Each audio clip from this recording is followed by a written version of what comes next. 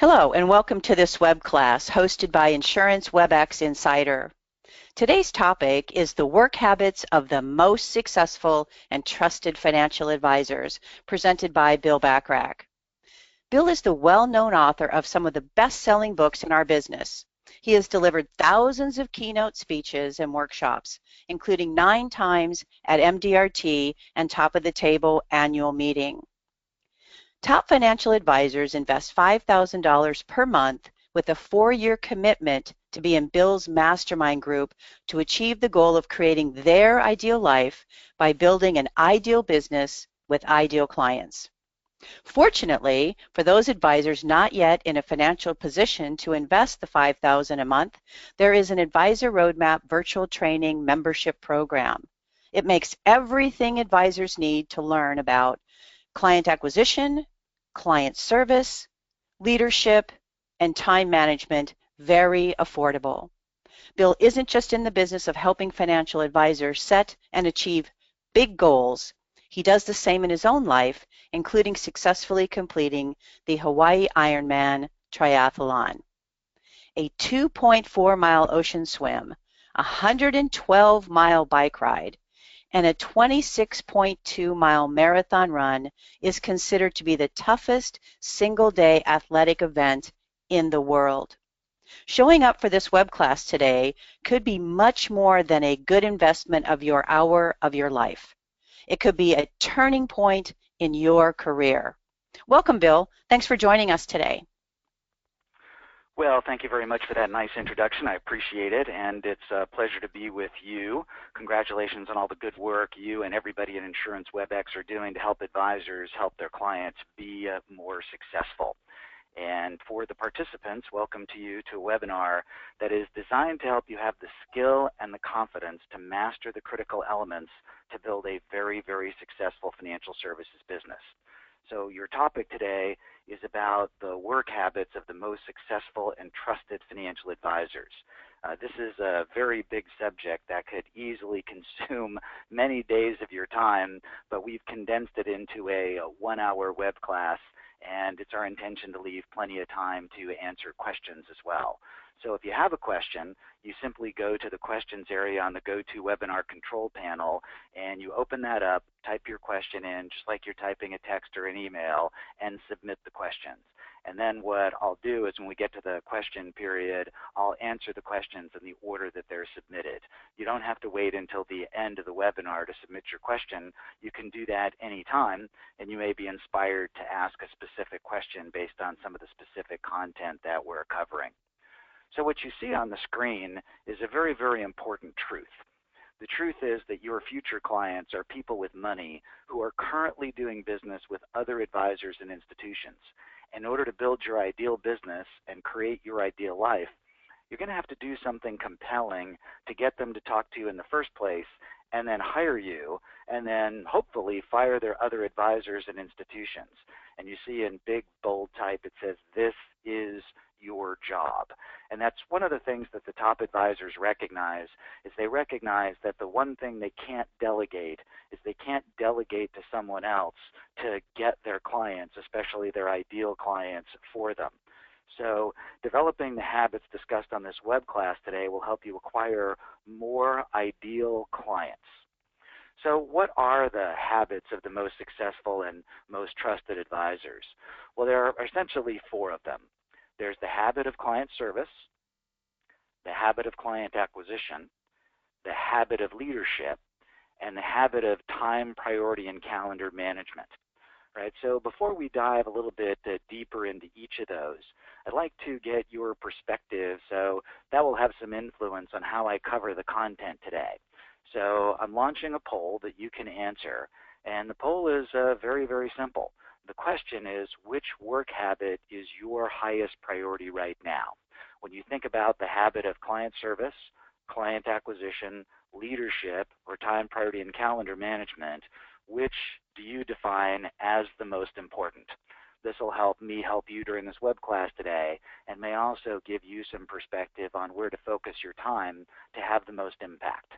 So I'm just going to wait another maybe 30 seconds to give everyone a chance to vote. It's not really a vote, it's to answer the question in the poll.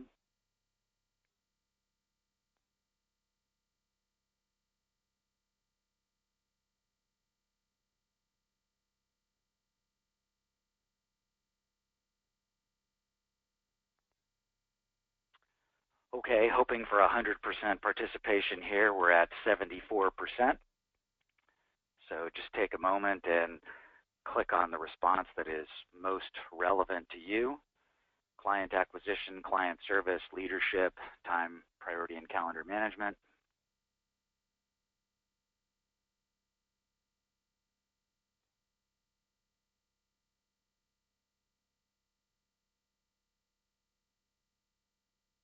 All right, just another 10 seconds.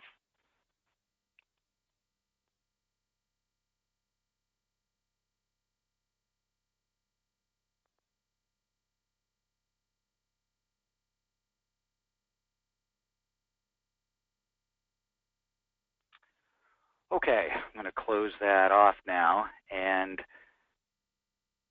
here are the results.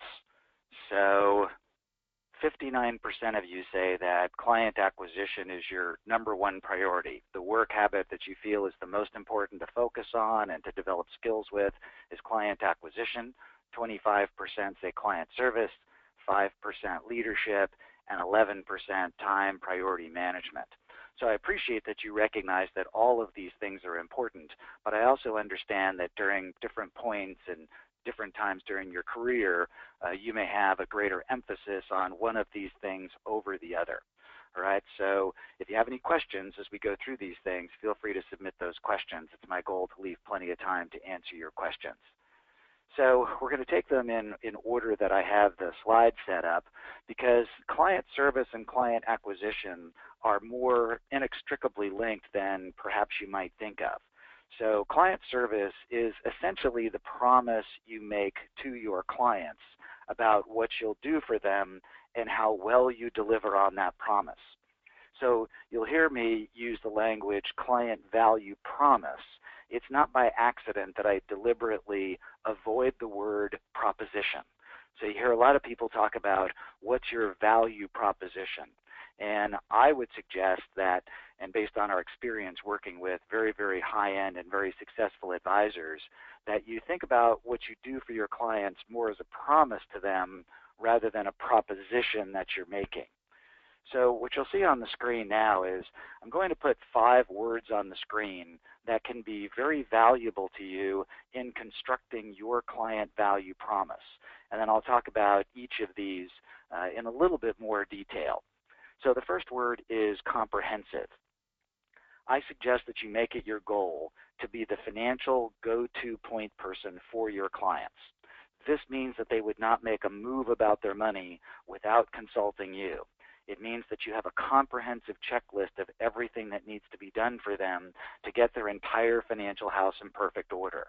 So the most successful financial advisors that we work with, it's their goal to make sure that their clients never have a reason to interact with any other financial advisor or institution.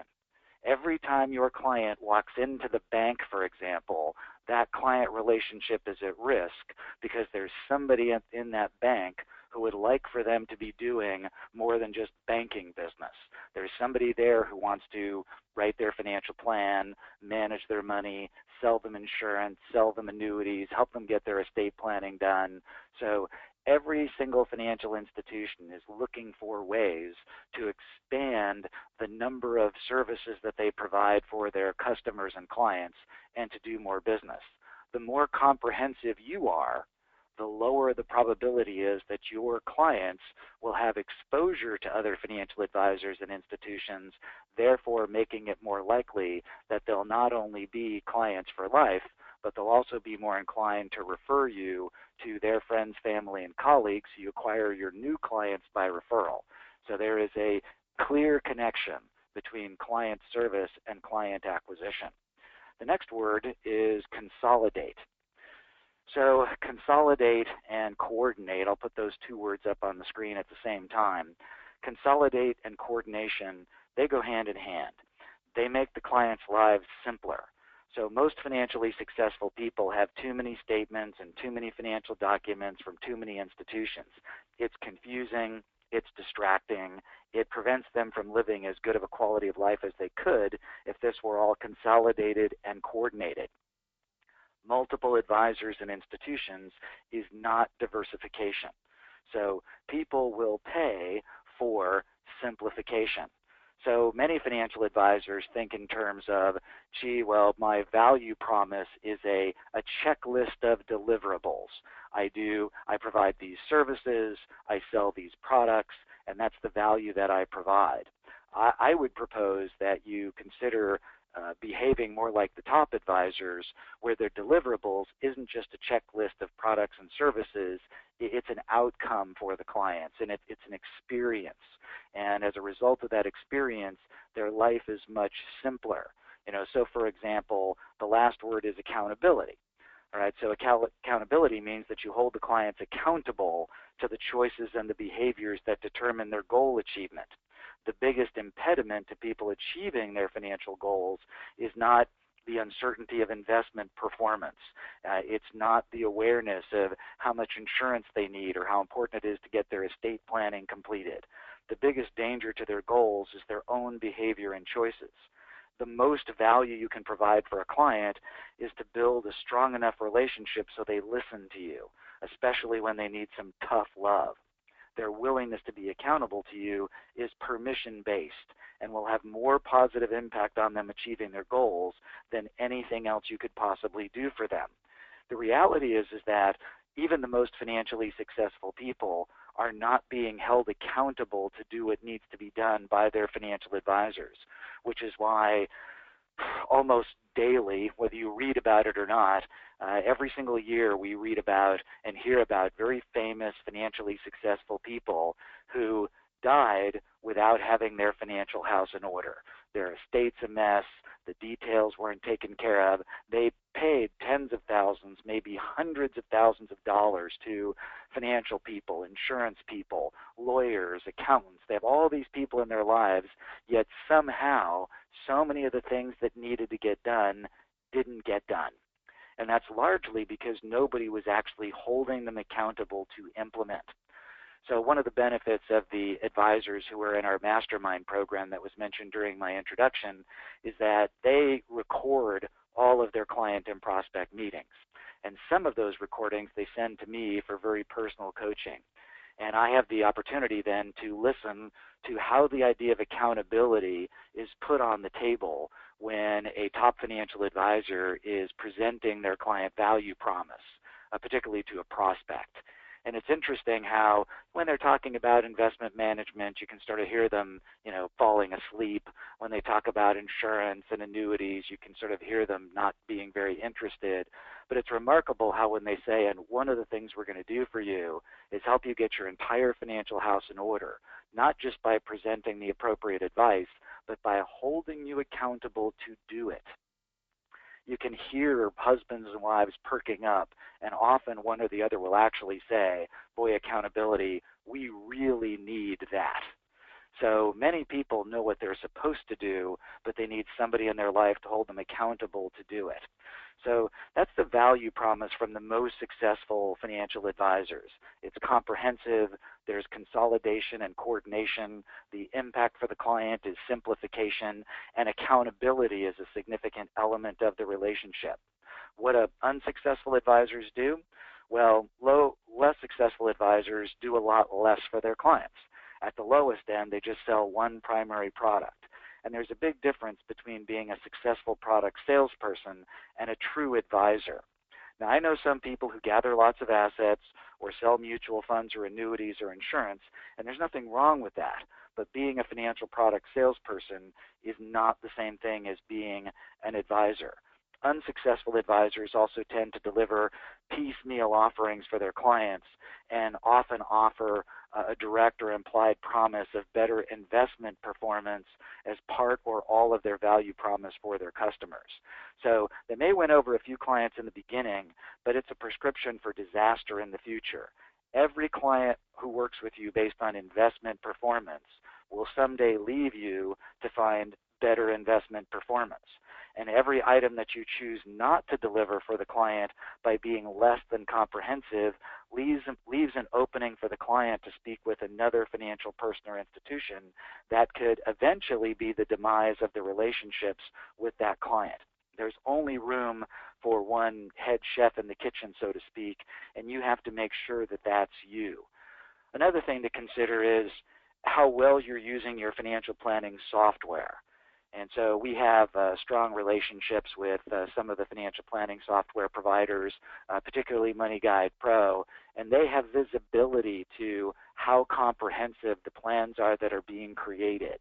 And the sad truth is that many financial professionals, too many, are using financial planning software as sort of a lost leader just to gather assets and sell insurance, not really as the comprehensive tool it was created to be.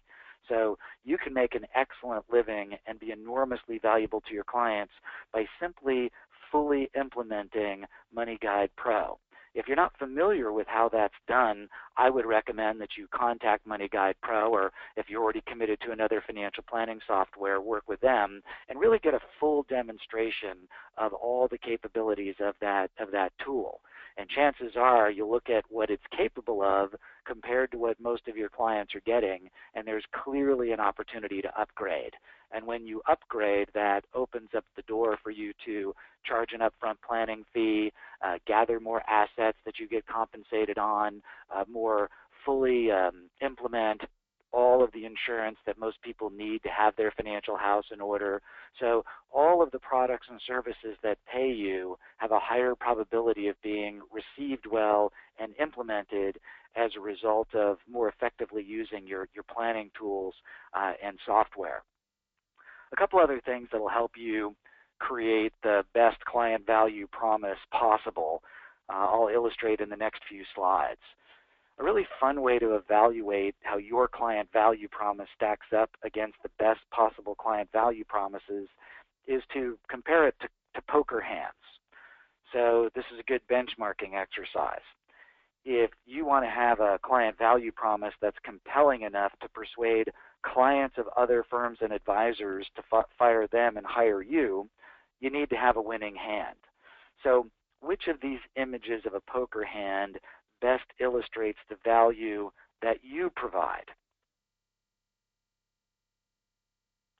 Now, if your value promise could be compared to a poker hand, what do the cards say about your commitment to client service, or tell the clients about it?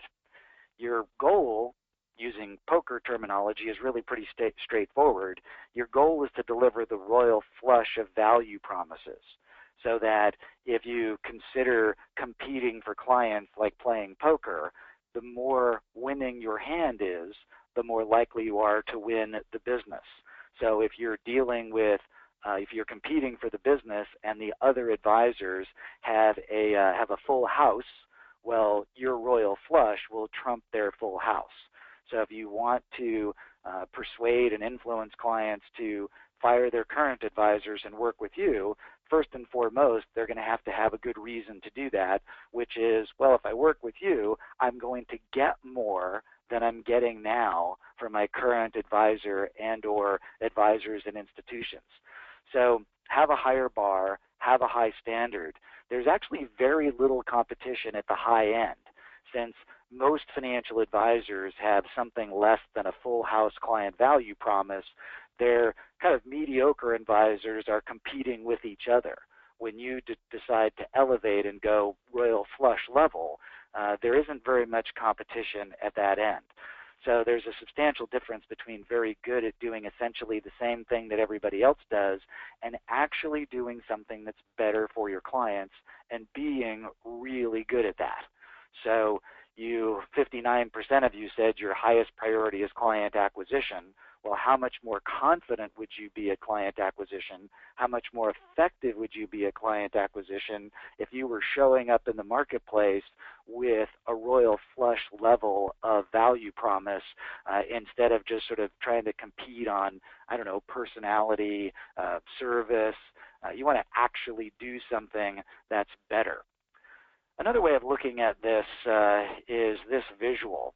And so this is the visual that the advisors in our Committed Advisor Mastermind program use to illustrate what they do. And if you look at this diagram, you can see that the green oval at the top, these are the ideal clients. And then there's the trusted advisor in the middle. And then you have all the other subject matter experts. So what the ideal clients get when they work with what we like to call a trusted advisor or a financial CEO is they essentially get a promotion. So instead of being their own financial CEO, having to deal directly with all these subject matter experts, their life is simplified when someone else takes care of all this for them. So now instead of them having to deal directly with their tax subject matter expert and their money managers and their financial planners and their lawyers and their insurance agents, you have what we like to call a financial CEO. Not the personal CFO, but the financial CEO, which is a real leadership position. So you and the clients are better served when you are the CEO of a full-service financial services business rather than a technician. So your job isn't to know what the technicians know, it's to know them and harness their knowledge, experience, and wisdom for the benefit of the clients.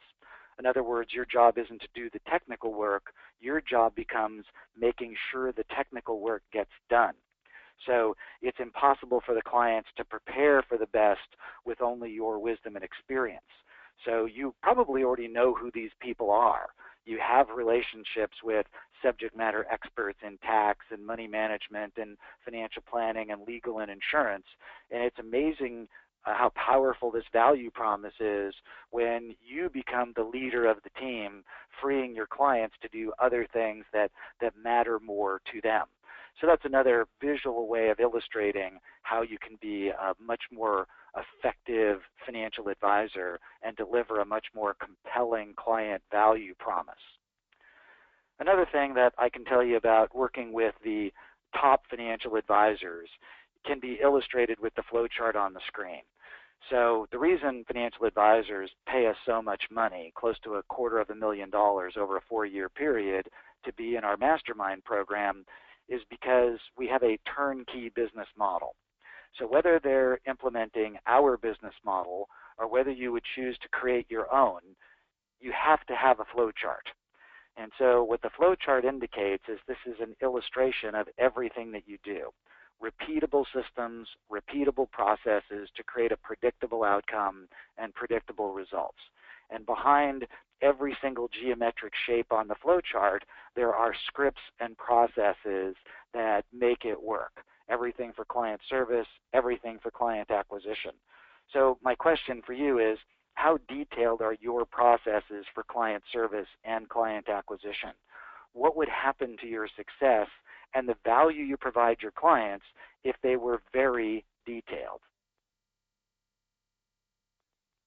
The most successful and trusted financial advisors, they don't wing it. So they take everything that they do as seriously as a professional athlete. I mentioned earlier that they record their prospect and client meetings and then they study those recordings to determine how well they communicate, how well they ask questions, how well they listen, how effectively they articulate their client value promise, how effectively they answer client questions and put forth that if you fire your current advisor and come to work with me, that will be a significant upgrade for you. Your life will be simpler, you'll be receiving more value. It may be more expensive, but it's worth it. So that's how the most successful advisors are able to get paid so much more money, is it may be expensive or more expensive, but it's definitely worth it.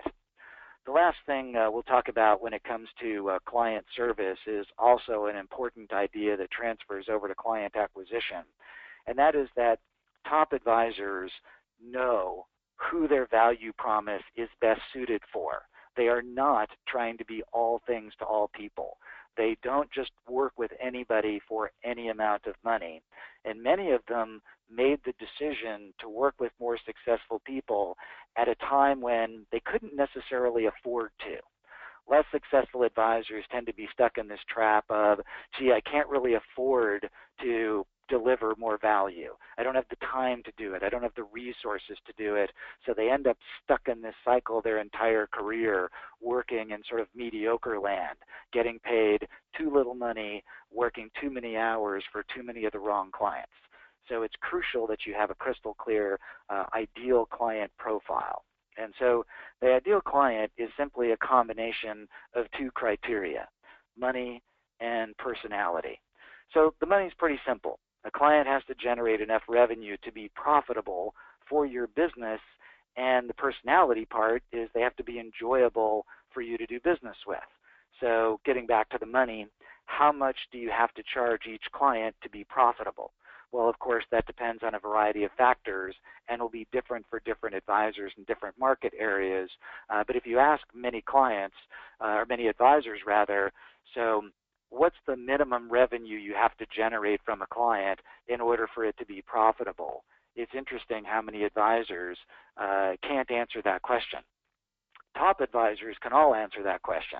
They can easily say, so a client has to generate $12,000 a year of recurring revenue because it costs approximately $6,000 per client to deliver on our value promise and cover our overhead, and that leaves $6,000 of profit, and that's the money that I use after taxes to create my own ideal life, achieve my own goals, etc. So personality criteria, if you're interested in sort of a list of personality criteria, it's nothing that I think will surprise you. They show up for their appointments on time and prepared. Your ideal clients are respectful of your staff. Your ideal clients follow the advice that's given. Your ideal clients pay your fee without debating it or nitpicking. Your ideal clients would tend to be financial delegators. In other words, they want to pay you to take care of their money because they want to go do something else with their lives. So these are just some examples of personality criteria. You decide. You decide how much money.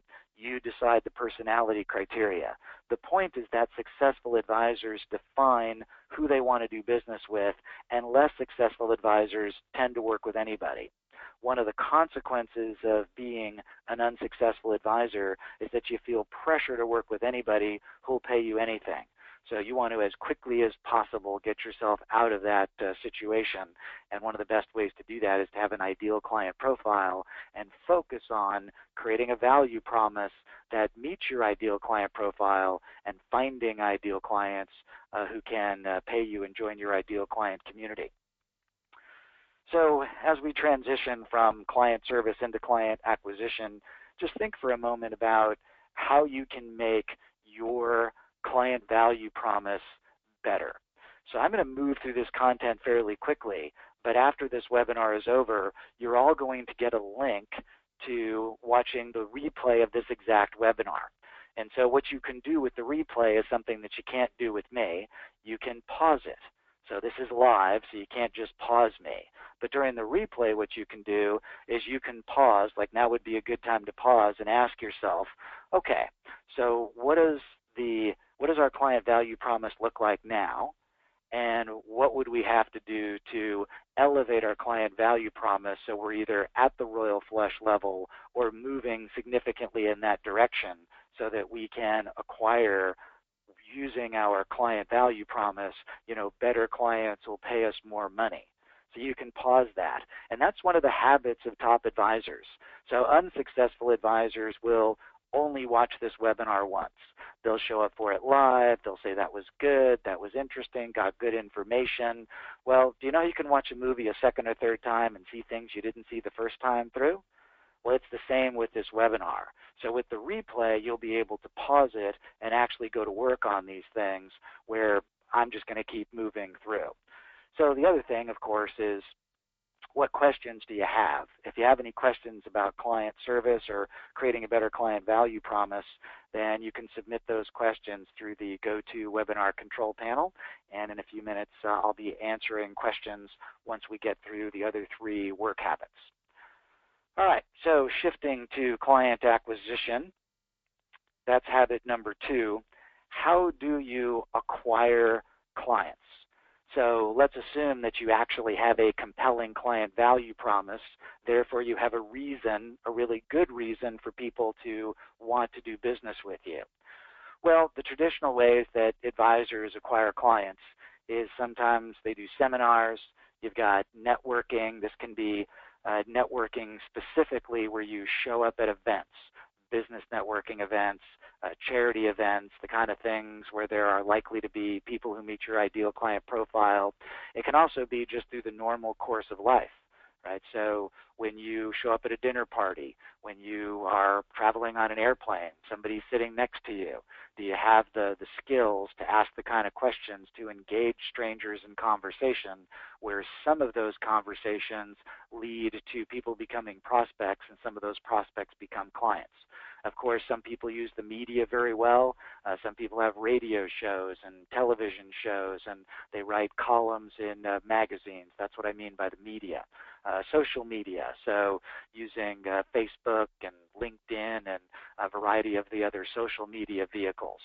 Community involvement, actually volunteering and being on the boards or engaged in community services that create visibility, that can lead to generating clients. Centers of influence, relationships with accountants and attorneys and real estate agents and mortgage brokers, etc., that can lead to acquiring clients. Of course, in all caps here is referrals. So the most successful advisors that we know have a predictable and repeatable way of acquiring clients by referral. So first of all, they have clients who are enormously satisfied with their Royal Flush value promise. And when people are that satisfied, then they are more inclined to refer. So in essence, just about any way of asking for referrals will work if people want to refer you to their friends, family, and colleagues. So in order to get referrals, it's enormously important that you are referable. So we've talked about that with client value promise. Let's talk a little bit more about building your client acquisition process, so whatever mechanism you choose for generating leads and prospects, you're more effective at converting some of those leads to prospects and then to clients. One of your most important tools is your script binder. So it is enormously important that you have a written script for every situation where what you say and how you say it matters. So taking that example that I mentioned earlier, if you were to get invited to a black tie charity event where a high number of the people who are attending would meet your ideal client profile, my question for you is, what are you going to say and do when you're there? So let's role play that. Demonstrate for me that when you meet someone new, what's your opening statement? What questions will you ask? How will you engage this person so that they want to talk to you without some inane elevator pitch that just makes you sound like a schmucky financial advisor that they would want to avoid? Right? So do you actually know what you're going to say and do? I often have advisors ask me at speeches or workshops, they'll say, so Bill, how do I find the high net worth people in my community? And I usually sort of chuckle at that because honestly, I don't believe for a minute that you or anyone else doesn't know where to find the high net worth people in your community. And I've done this little exercise I'm about to demonstrate with you hundreds of times, always with the same outcome. So I ask, so where are you from? And they'll say the name of town that they're from. And I'll say, so in the town where you live, what part of town do the wealthier people live? And invariably, if you were doing this exercise with me, you know, no matter what town you live in, you know, well, here are the neighborhoods. Some of them have neighborhood names. Some of them have separate city names.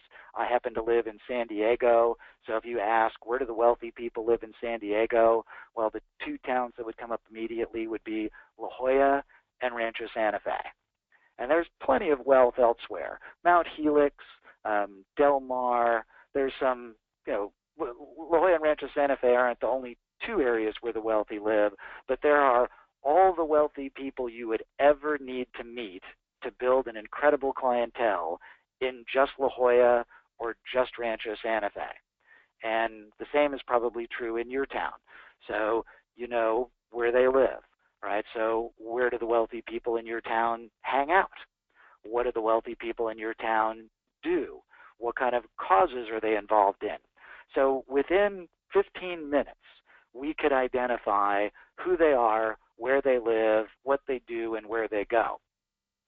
Now the more challenging question, all right? So if I take you and I sort of physically drop you in the middle of a room where there are hundreds of those wealthy people, tell me what's happening to your physiology. And invariably, you can see them sort of swallow hard and, well, my heartbeat is a little faster, my palms are getting a little sweaty, my throat's getting a little dry. And so the problem is never where do you find financially successful people. The problem is always, do you know what to do when you get there? All right, so what's your opening statement? What are your questions? What are your follow-up questions? How do you become someone who's interesting enough for them to want to talk to? And what offer are you going to put on the table so they want to talk to you again without coming across like a schmucky financial advisor? So getting back to, I can tell you, the top advisors are scripted. Right? The scripts are their repeatable process. And every once in a while when I talk about scripting, somebody says, well, but you know, I feel uncomfortable with a script. I don't want to sound scripted. Well, you only sound scripted when executing your scripts if you suck at it. So it's like anything else. You can't suck at it and expect it to work. So you have to have specific scripts for every situation, and then you have to be so effective at doing it, both through practice and what you do in the real world, that it never comes across as scripted. You may make the same opening statement 1,000 times, and every time it sounds great. You may ask the same questions over and over and over again, and the more you ask them, the more comfortable you get. So your script is important, but it never sounds scripted. It's a little bit like the playbook that successful athletes have.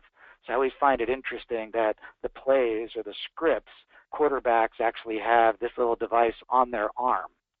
Now, of course, you can't have that on your arm. You're going to have to actually commit this to memory, at least for things that you do in person. But everything that you do on the phone, you can actually use your scripts. So, for example, I've scripted today's webinar. So I have talking points.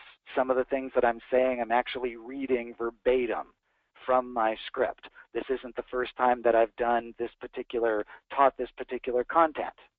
All right, so there are the traditional ways that most financial professionals prospect and market. You know, the fundamental truth is that you've got to, whatever system you have, it has to be scripted, and you get really good at executing it.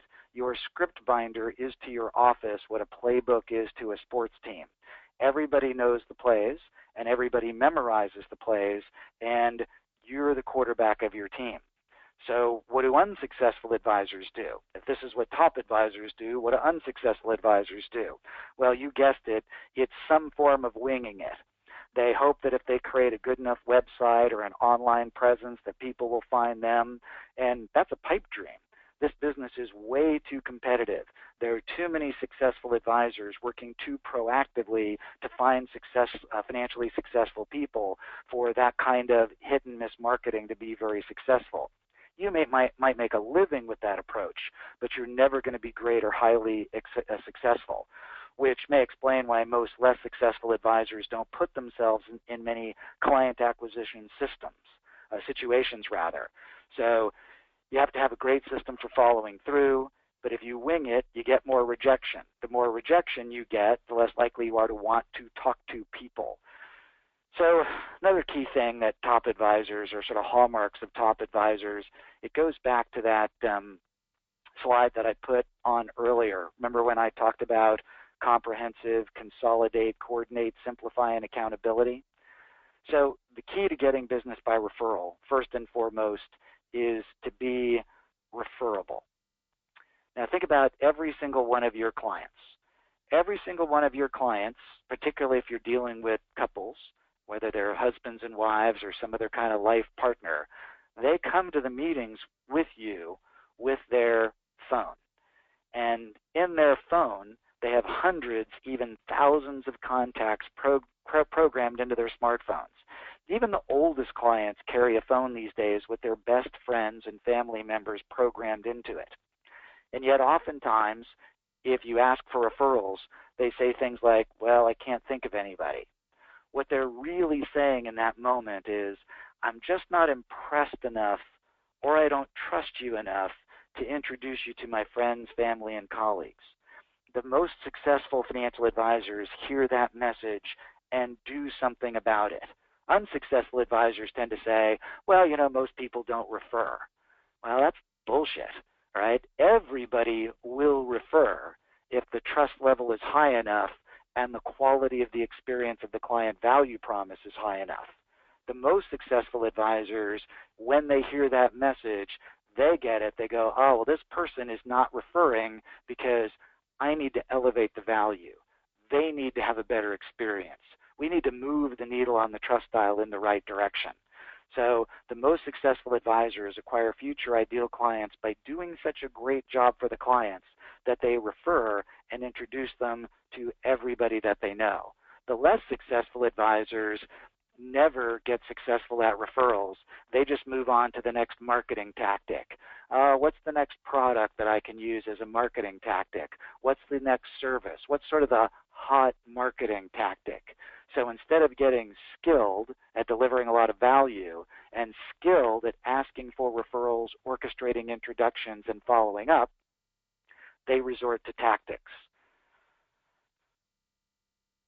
So if you have any questions about client service or client acquisition, just go to the GoToWebinar control panel and you can submit your questions. And in a few minutes, when we're done talking about leadership and time management, I will answer your questions. Okay, so work habit number 3 is leadership. There are 3 levels of leadership: leading yourself, leading your clients, and leading your team. The best advisors are really leaders. And if you expect people to follow you and take your advice, you have to behave like a leader. Here's a great leadership quote from Stephen Covey. He said, "Management is efficiency in climbing the ladder of success. Leadership determines whether the ladder is leaning against the right wall." So for example, it's a leadership decision to decide you're going to build an ideal client community working with more financially successful people, delivering a very high level of value. It's a leadership decision. Then managing, once you've decided that your ladder is going to be against that wall, is doing that very efficiently and very effectively. Let's first talk about leadership of self. So one of the things we know from our experience working with very successful advisors is that they have a clear vision of what they want, why they want it, and by when. So what's your vision? You hear me talk a lot about your ideal life. When you go to the website to enroll in our virtual training platform, you see it says ideal clients equals ideal business equals ideal life. So what are your visions for those things? So when you think about your ideal life, what does it look like? What does it sound like? What does it feel like? Who are you with? What are you doing? Who are you being? Do you have a clear vision of your ideal life? And then the question is what does your ideal business look like? So how many clients at what fee, getting what value promise represents your ideal business that generates enough money to fund your ideal life? And of course, part of your ideal business is having a clear ideal client profile. So successful financial advisors have completed their own financial plan, and they're building a business that will create and facilitate them having their ideal life. Of course, leadership is also leading your clients. It's not just selling them products. It's actually leading them to make smart choices about their money, choices that are aligned with their goals and their values. And then, of course, to make sure that they manage their behavior, especially when it's uncomfortable. It's often said that financial advisors really earn their money in just a few key moments in the relationship. that moment when the client is scared about the market or the economy or things that are happening politically, and they think, oh my God, we better go to cash. All right, so the recent election is a good example of that.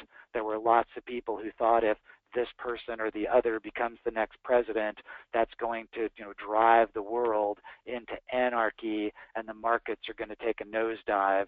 And of course, we know that since the election, the market has been significantly up. So clients are emotional. They get scared about things. Our job is to help them make the right decisions without having that emotion color the choices that they make. All right, that's leadership. That's really the definition of leadership. Your team also needs to be led. Peter Drucker has a great quote. He said, "The only things that evolve by themselves in an organization are disorder, friction, and malperformance." So you've got to lead your team. Now your team, that's not only your employees, but it's also your external subject matter experts. It's your home office subject matter experts. And it's any other subject matter experts you might be working with in collaboration to serve the clients. Accountants, estate planning attorneys, money managers, annuity and insurance specialists and experts, realtors. So all the people that are involved in a person's financial life being successful, having the leadership ability to interface with those people. If a client says, I want you to be my financial CEO and take over my financial life, do you know how to pick up the phone and call the subject matter experts, the accountant, the lawyer, the money manager, maybe other financial planners, and introduce yourself and say, I've been hired to be in charge now. I'm going to be leading our collaboration to support our mutual client. That's leadership.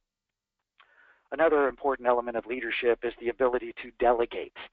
All right, so unfortunately, you can't achieve your highest level of success if you have the mindset that, gee, if you want something done right, you have to do it yourself. You just can't do it. The top advisors are not sort of lone wolves or one-person bands.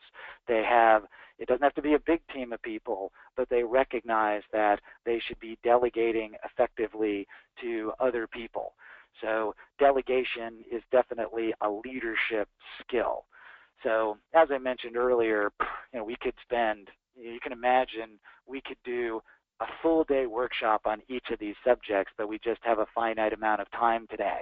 So if you have any other questions about leadership, feel free to submit those questions. And then the last work habit, this is sort of the glue that turns the other habits into results. So none of the other habits really matter if you don't get this one right. So simply put, successful advisors make it a habit to do the most important things related to client service, client acquisition, and leadership. Unsuccessful advisors tend to make excuses about not getting the most important things done. So I don't have to tell you that the financial services industry is a distraction-producing machine. All right, so if you tried to read every publication, stay on top of all the news, stay on top of every single new product and service that comes out, maintain all the designations that you could maintain, CFA, CFP, CLU, CHFC, MFS, I mean, it's alphabet soup. It's impossible. You would never have time to do client service, client acquisition, and leadership. So unsuccessful advisors tend to get bogged down by all these things, and successful advisors figure out a way to minimize the distractions. And one of the ways they do that is they know how to say no.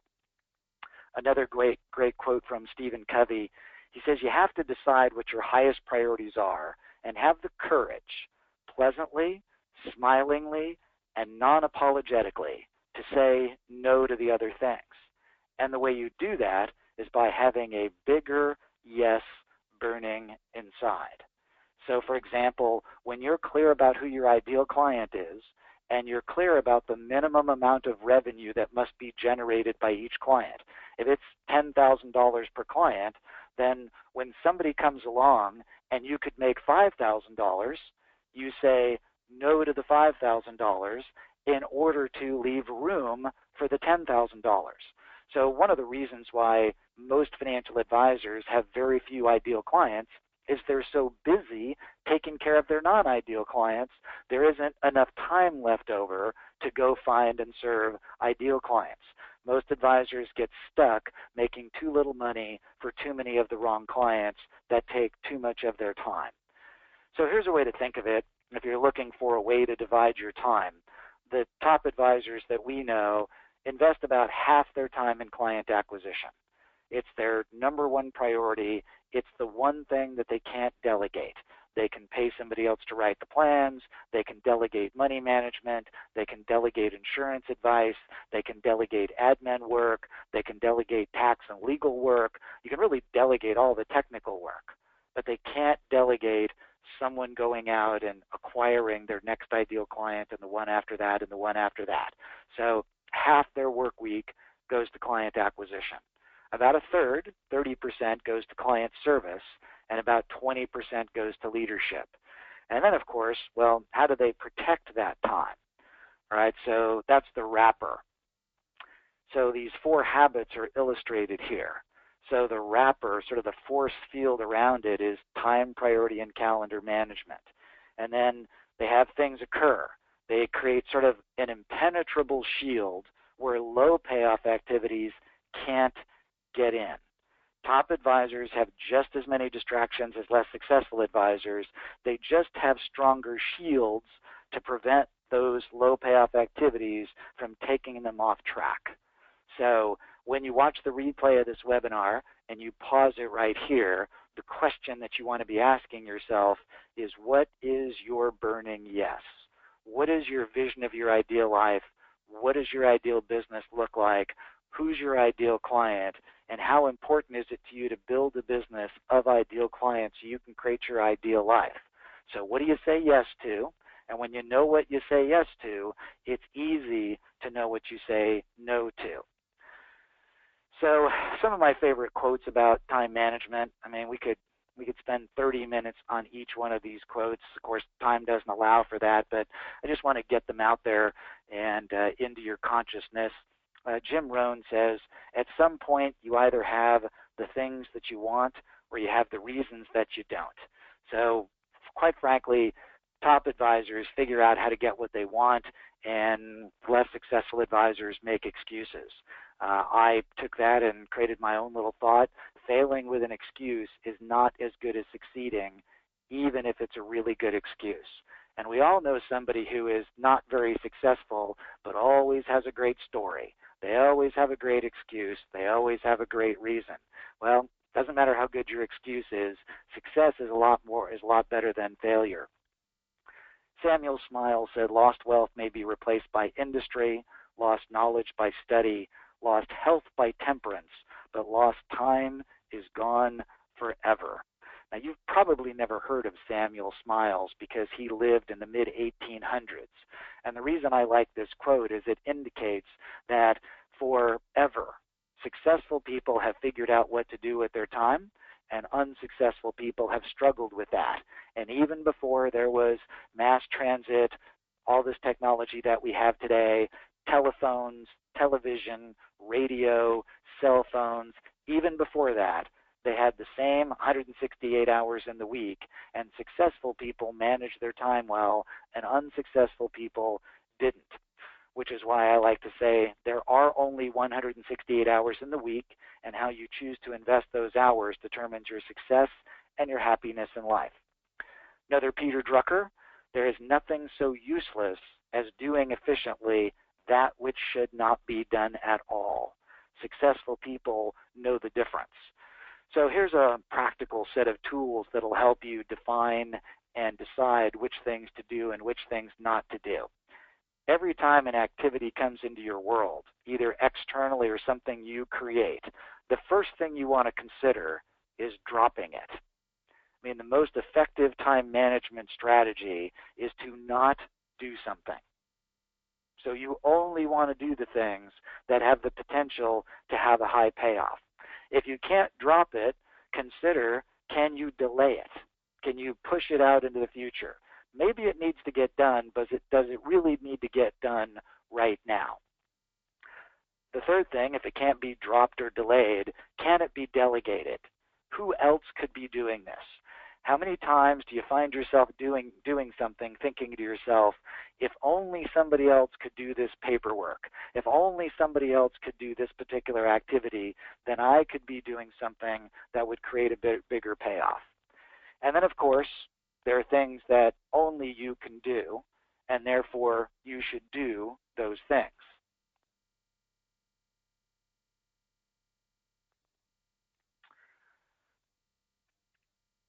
What you do with your time has created your current reality. In order to create a new reality, you must change what you do with your time.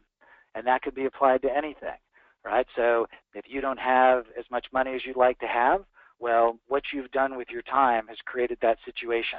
If you're not as healthy as you'd like to be, at least what's controllable, then what you've done or not done with your time has created that situation.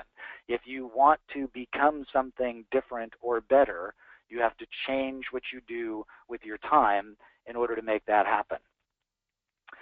So in summary, those are the 4 work habits of the most successful and trusted advisors. The most successful and trusted advisors are brilliantly effective with their client value promise, their client acquisition, they're good leaders, and they manage their time well. And we use the term habits because that's really what we're talking about. So I'll transition out of these 4 things into a Q&A here with just this particular thought. So this is a poem that I discovered a few years ago, and I thought it is an apropos way to finish our time here. So who am I? So who am I rather? I am your constant companion. I am your greatest helper or your heaviest burden. I can push you onward or drag you down. I am at your command. Those who are great, I have made great. Those who are failures, I have made failures. You may run me for profit or run me for ruin. Makes no difference to me. Take me, train me, be firm with me, and I will lay the world at your feet. Be easy with me, and I will destroy you. Who am I? Well, not surprisingly, the answer is I am your daily habits. So what we're talking about here are not just we're not just sort of habits that you, well, a habit is something you do consistently. If it's something you do inconsistently, it's something you do inconsistently. It's not a habit. So if you have any questions, just go to the GoToWebinar control panel and submit your questions. There are a few questions in the queue. I'll give you a chance to put some more questions in the queue. And while we're waiting for those questions to queue up, I'll also answer the question about what's involved in our virtual training platform. So what's involved in the virtual training platform is very straightforward. It's a body of work that's designed to help you be more effective in these 4 areas. So if you've never charged an upfront fee for planning but would like to start, if you charge an upfront fee for planning but want those fees to be bigger, if you've ever been frustrated with clients who procrastinate or don't implement all the advice from your planning process, if you'd like prospects and clients to say, let's get started now instead of we'd like to think it over, if you'd like to be more effective at acquiring new clients who pay a fee that aligns with the true value of your planning from the beginning of the relationship, if you'd like to learn how to convert existing clients to full-service fee-paying planning clients, and if you'd like to have a repeatable process that inspires your clients to consolidate all their money and financial services business with you, then you might find it valuable to become a member of the Advisor Roadmap virtual training platform. There's an entire curriculum on the values-based financial planning turnkey business model. There's an entire curriculum on what we call the 7 critical conversations to build and maintain a 7-figure planning and advice business. We send out a daily motivational quote. There are dozens of high-value video training lessons, there's a whole archive of articles that we've written to help you be more effective in these 4 areas. Every week we send a short video that has some content, but it's also designed to inspire you to develop better work habits. Every month I interview a top advisor or a communication skills expert, so every month you get a podcast about that. Every month we do a live webinar where you can ask me any questions about client acquisition, client service, leadership, and time management. There's also a 24/7 FAQ where all the questions that we've been asked and answered in the past are available to you anytime. You can expect a fast and a big return on investment. The investment is very affordable, so it's easy to get a big return. This month we're launching 2 new courses. One is a course on how to generate 5-figure flat fees for service, and the other is a course on how to create your ideal life vision, define your ideal business, and build your ideal client profile. We also have a podcast that we're recording next week with a top advisor. Scott is only 28 years old. In the last 9 months, he's added 9 $36,000 flat fee clients. So we're going to interview Scott, and he's going to talk about the transition he made from a traditional AUM business to a $36,000 per client flat fee business, how he's finding his clients, what he does for them, and the repeatable processes that anybody could implement. The tuition for our virtual training platform, you can pay for a 1-year membership 2 ways. You can pay monthly at $100 a month for 12 months, or you can pay with a single flat fee of $900, which is essentially like getting 3 months free.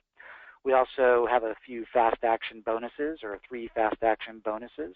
One is you'll get a free copy of the book Values-Based Financial Planning.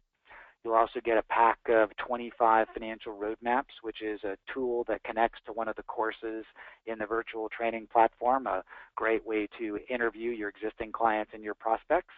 And then you'll also get complimentary tuition to a new 5-part webinar series called The Mindset and Strategies of Top Advisors.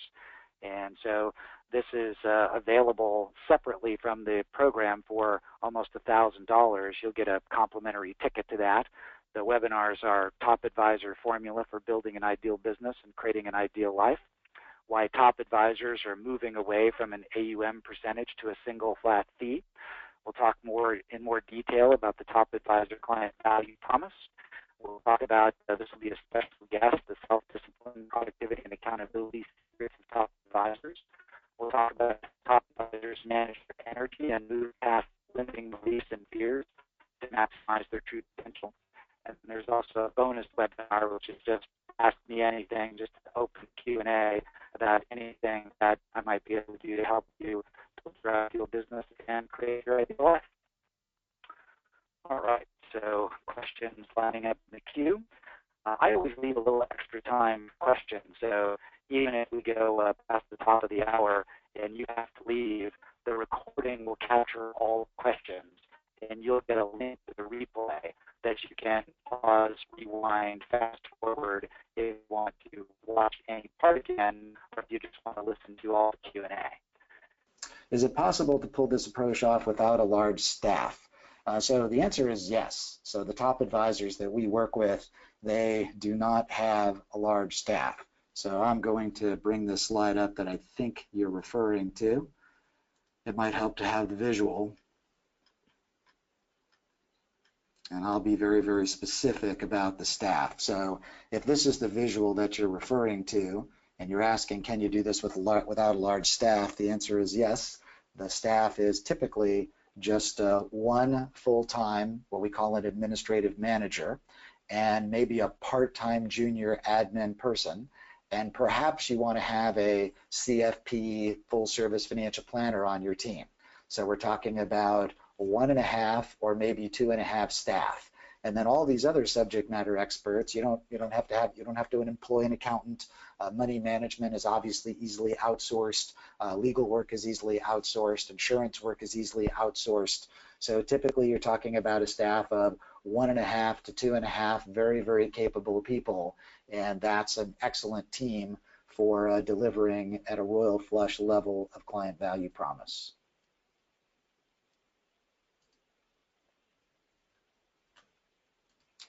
All right, next question is, what do you think of client segmentation into A, B, and C groups?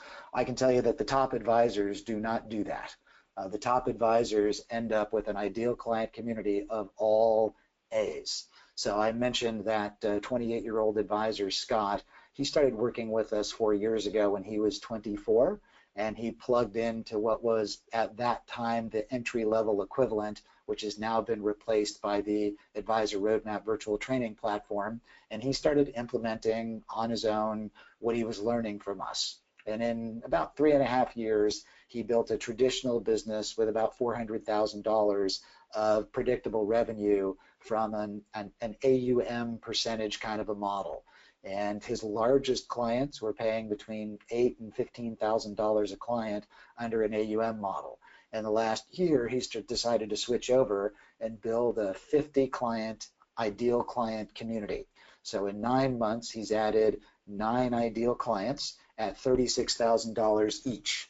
And so in that process of doing that, by adding those 9 ideal clients at $36,000 each, you can see he's practically replaced the old income from his former AUM percentage business. And so his goal is to have 50 ideal clients, all getting the same service, all A's, if you will, and 50 times $36,000 is $1.8 million of recurring revenue. So I can tell you the top advisors don't do the ABC segmentation. You'll need a much bigger staff to do that. It's confusing for you and it's confusing for them. So, well, today I'm meeting with an A client. An A client pays a different fee and gets a different service model. And a B client pays a lower fee and gets less service. And a C client pays an even lower fee and gets an even lower level of service. And so it's a much simpler business model to have only a group of A clients. We call it an ideal client community. So the only reason advisors do that is because they're not very good at acquiring ideal clients. So if you really had a repeatable process for acquiring ideal clients and you could only serve so many clients, would you rather only serve clients who pay you, let's say, $36,000 each, or would you rather serve some clients who pay you 36, some clients who pay you 20, and some clients who pay you 5? You're going to work the same number of hours because you only have so much time to work. So you're going to, by definition, make less money doing the same amount of work.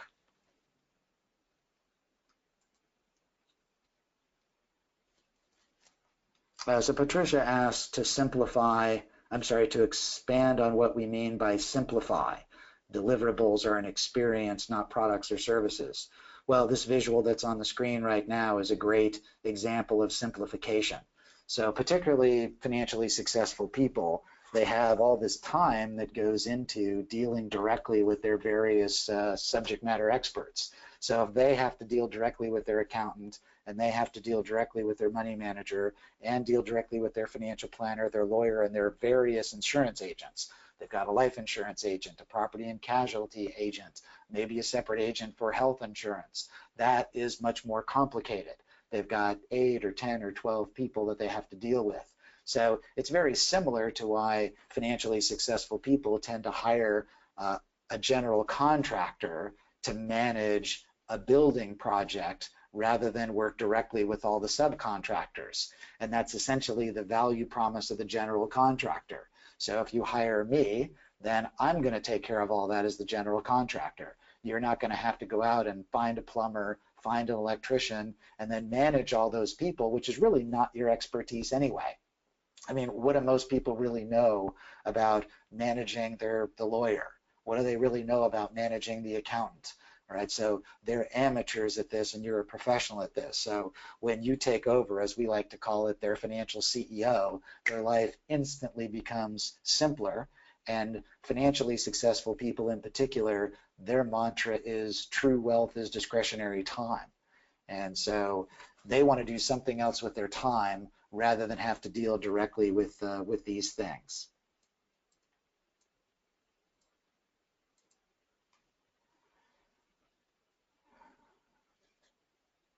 So Bob, yeah, that's a good question. Is this a training that goes for a period of time, or is it like a 2 to 3 day seminar? Does your training involve various products that offer unique advantages? Well, the second part is really pretty simple. I don't know if you were referring to the webinar, because this webinar could easily be a 2 or 3 day training program. But if you're referring to our virtual training platform, the virtual training platform, I'll bring a picture of that up on the screen. the virtual training platform is organized in these same areas. So client acquisition,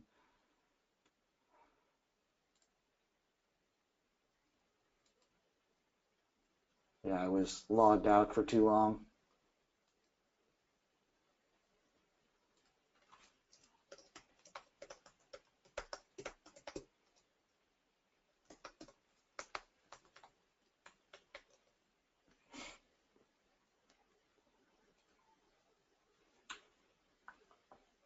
Hang on just a second, I'll show you. So the beauty of the virtual training platform is you've got client acquisition, client service, leadership, and time management. And as you go into each of these areas, there's a variety of scripts and videos and things that you can participate in. So you can see if you just click on, you can download the scripts. You can watch training videos. So I guess my point is, to answer your question, is that you do this at your own pace. All right, so we do have an annual 3-day workshop that we use as well that you have to be a member to attend, and that's not so much about learning the content, it's about getting in a room with like-minded individuals so that you can practice. All right, so you go at your own pace, you learn at your own pace, you implement at your own pace, and we are always adding new training programs and responding to what it is that you need to be successful. As the trusted advisor, Steve asks, as the trusted advisor, what level of the sub-advisor services do you provide? I'm assuming the trusted advisor is also the financial planner, maybe the insurance piece, and possibly the money manager. Does the trusted advisor pay for the other professionals out of the fee? All right, so there are a couple of questions in there. Let me go back to this visual. I think that's what you're referring to. So first of all, ultimately the trusted advisor is not also the money manager, the financial planner, and the insurance agent. All right, so it is a full-time job. It's sort of like the CEO of a company isn't also, managing sales and marketing, isn't also the vice president of an international division. So you may start out doing the financial planning work, but what happens very, very quickly is, first of all, you realize that financial planning and money management, insurance work, these are commodities, as evidenced by how the price of them continues to be driven down. Right, so money management used to be done for 3%, and now it's done for 25 to 50 basis points. So you really don't want to be in the commodity position. All right, so what you're doing is you're coordinating and making sure all that gets done, and you're getting paid your fee for doing that. And then another benefit of you is that you're essentially delivering all these services, or making sure that they get delivered at a very high level of value and skill and competence, and they're actually paying a lower price because you're delivering that at a wholesale price. As far as who pays for it, they pay for that. All right, so you make sure that the tax work is done at a high level, that it's done on time, etc., but they pay for the actual tax work itself. All right, so you're coordinating with the money manager, but the underlying actual cost of the money management, the 25 to 50 basis points, that's coming out of their investments. There isn't an additional 1% for you. You're getting paid a fee instead if you choose to go that route. The same with everything else. So the internal costs, the clients pay for those. So Patricia asks, to coordinate all the documents, does that mean using an e-money type of system? Well, you have to remember, there have been great financial advisors before there were the technology tools that there are today. All right, so when you have all your clients bring all their financial documents to the next meeting, or your prospects bring them all to the first meeting, they certainly could happen. It could be some are in paper, some are electronic, and I would certainly agree that one of the ways that you help simplify your clients' lives and help them get more value is to make sure that their documents are protected. So, for example, I find it entertaining how many financial advisors would call themselves comprehensive, and then I would ask the question, I'd ask, so tell me, what is it that you've done for your clients to eliminate or minimize the potential for identity theft? And I usually get sort of a blank stare, like, well, No, I'm a financial planner and I manage money and sell insurance.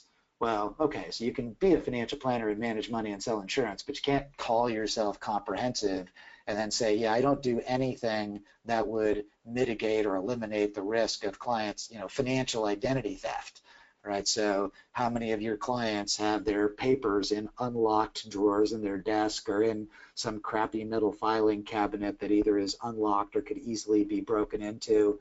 How many of them have unprotected documents on their phone, their tablet, their laptop, and their computer? And so I can tell you the top financial advisors, they would look at that as a standard part of the checklist of comprehensive financial services and financial planning. Right? Mediocre financial advisors, frankly, it wouldn't even dawn on them that that would be something that would matter. So you tell me if anybody, identity theft is a nightmare. So anybody who's had identity theft would have happily given up, 1% of their investment performance to not have to deal with that crap. And the reason I use that as an example is you think about, average financial advisors are out there trying to compete. Hey, if you work with me, we'll get you better investment performance. And top financial advisors have a more robust and more meaningful set of deliverables.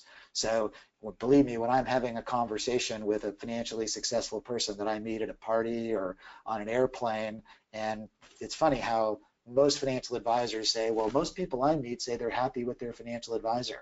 And I find that kind of funny because when I tell people I train financial advisors, they can't wait to tell me, how bad their financial advisor is or how average their financial advisor is. And when I start describing or asking questions about what it really looks like to have a relationship with a comprehensive financial advisor, they very quickly tell me, well, my advisor doesn't do, half of those things that you've just described or many of them. Right, so those are some examples that I think answer your question, Patricia.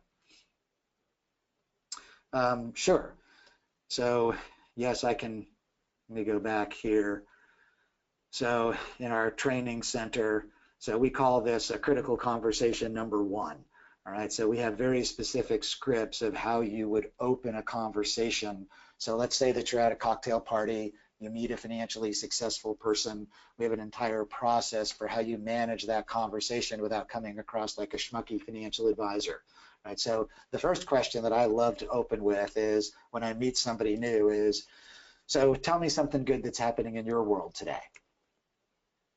All right, and they'll talk about something good that's happening in their world. We will engage them in a conversation about good things that are happening in their world, whatever it is they say. Tell me more about that.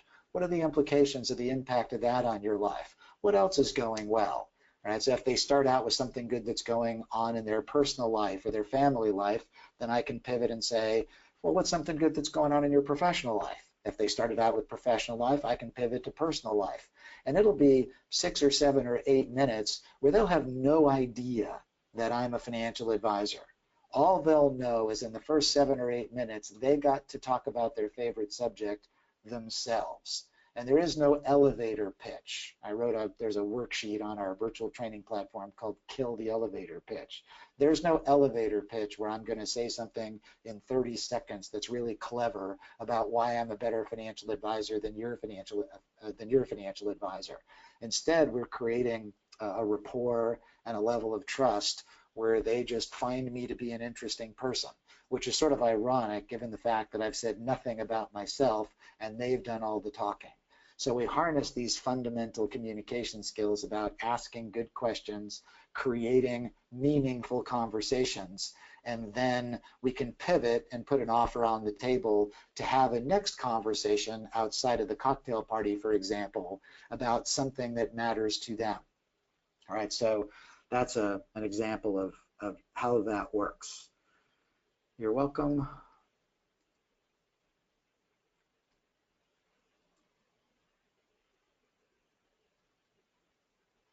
All right, so William, I'm not sure, I think you might have submitted this question before you discovered that you can participate in our training for $100 a month.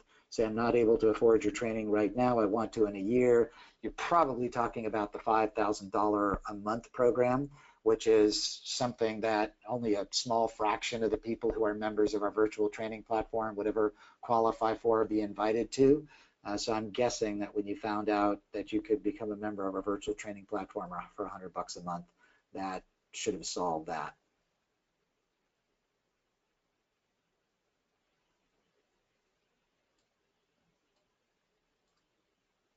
All right, so Daniel asked, does your program work with e-money? Sure. I mean, so these are all the people skills. So e-money is something that you would use after you get hired. It's part of your client service deliverables. So our whole program is all about the people skills. So the communication skills. So how do you acquire an ideal client? How do you get hired? How do you get paid an upfront fee? And then e-money is part of what you use on the deliverable side. So e-money has hired me in the past. I've spoken at their annual advisor summits. They've sent me around the country doing workshops for e-money advisors. So sorry you didn't get to attend one of those, but it easily works with that.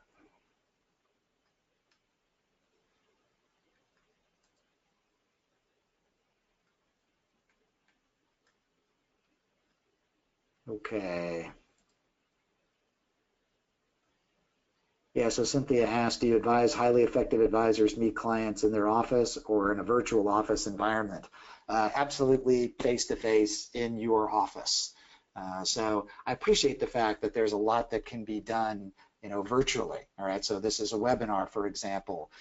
We have a virtual training platform. I also want you to keep in mind, though, who has all the money. All right, so baby boomers have all the money. All right, these are people who were born between 1946 and 1964. Right, they have all the money, and they're going to have all the money for the next 10 to 30 years. Right, they're living longer. And so the key to being successful as a financial advisor, it doesn't matter sort of what label you put on them. When I was a young advisor, it was the greatest generation who had all the money, the World War II generation. And so the bottom line is the people who have the money are the people in their 50s, 60s, 70s, and 80s. All right, so if you're an advisor sitting around thinking, well, I'm waiting for the big generational wealth transfer from the baby boomers to Gen X and the millennials, that is a really bad business strategy. All right, so you want to become someone who can communicate with the people who have the money. So whether you're 25 years old and just getting started like I was when I started in this business, or whether you're in your 30s or 40s or 50s or 60s, you have to be able to communicate with the people who have the money. And the people who have the money are the people in their 50s, 60s, 70s, and 80s. And so if you really want to create a strong emotional connection and build a high trust client relationship, that is much more effectively done in person. Right, so we have all the scripts and the training videos on how you contact your existing clients. If you've had a relationship with one spouse or the other, if you've been meeting in their home or at their office in the past, if they've never brought all their financial documents in, we have repeatable processes to contact your existing clients, have them come in for a face-to-face meeting with both spouses and all their financial documents to your office, and have a bigger conversation about their future where you can put a bigger and better client value promise offer on the table. All right, so 8 of the 9 new ideal clients that Scott Paring brought on, that's the producer who's going to be interviewed in our next podcast in May. 8 of those people were existing ideal clients who paid him formerly between $8,000 and $15,000. He brought them in, took them through the process that I'm describing here, put a bigger offer on the table at a $36,000 fee, and his existing clients agreed to increase their fee from $8,000 to $36,000 up to $15,000, but the smallest was more than a doubling, and the largest was more like a tripling or a quadrupling of the fee because they were going to get more value. So you may have a gold mine in your existing clientele, but you have to have a way to bring them into your office when they get there, you have to create a great experience, and you have to put a better offer on the table so they're willing to say, hey, if you're going to do that much more for me, then I'll pay you more. So yes, absolutely your office. All right, you're welcome, you're welcome, you're welcome. So Al asked, Bill, I'm a traditional insurance agent who's paid by commission. Do I work with people like you? Well, the answer to your question is all the time, assuming you want to become something more than a traditional insurance agent who's paid by commission, right? So I would say everybody we work with either used to be an investment person or an insurance person, maybe sort of a financial planning light person, and they've decided that they want to do more. So frankly, if all you want to do is continue to be a commission insurance person, I would say that our training is probably not for you. But I'll go back to this particular slide that I talked about earlier. If you've never charged an upfront fee for planning but would like to start, I've never had sort of a more serious conversation with an insurance agent, an annuity salesperson, an investment person, or a financial planning person where I've said, so would you like to get paid a $5,000 to $10,000 upfront fee for financial planning? All right, so would you like, if you already get a fee, would you like that fee to be bigger? All right, do you have clients who procrastinate? So would you like to have clients who implement all of your advice? So these things, if you just want to, honestly, I don't think there's anything wrong with being a commission insurance agent, but if that's all you want to be, then I'm probably not the person that you want to plug into for training, because my nature is, to help you be much, bigger and better than that. And again, I'm not saying there's anything wrong with being a commission insurance agent. It's not sort of the top of the food chain of the financial services industry. Let me just say that and move on. All right, so just scrolling through.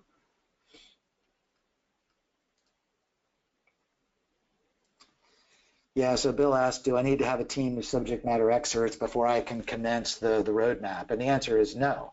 So the purpose of the training, if you needed to have everything done before you started the training, there really wouldn't be any point of the training, right? So the purpose for joining the virtual training platform is to make incremental progress. All right, so having the entire team of subject matter experts and being the financial CEO, that's something that you'll probably evolve to. That's not where you're likely to start out. And then what we'll do is we'll help you sort of move through one step at a time. It's a progression. All right, so and it really is. It's a multiple year transition. Hopefully I haven't said anything that would lead you to believe that you can just snap your fingers and one day you've got this crappy business with too many clients, making too little money, working too many hours, and 4 months from now you're living your ideal life, right? So it's a multiple year project. The beauty, of course, is that the next few years are going to pass one way or the other. So the question is, 2 or 3 or 4 years from now, you won't have really any different of a business unless you do something deliberately to decide what you want your business to look like and embark on that.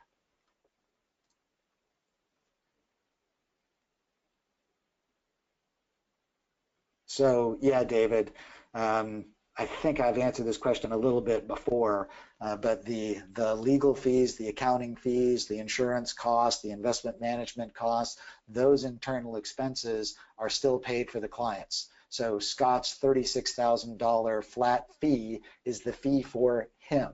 That's what he gets for the work that he does and the value that he provides.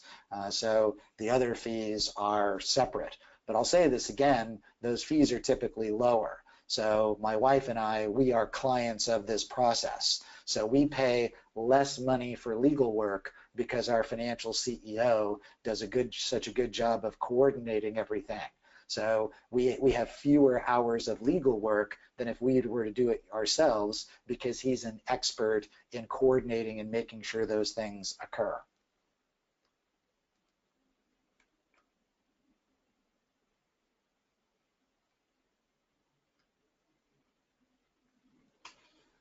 All right, Mike. So Mike's question is, how does one create, find, achieve alignment with subject matter experts, e.g. insurance and investment, if they are not trusted advisors comprehensive? Are they not, by definition, on the product focused into the spectrum? Yeah, the answer to your question is they are.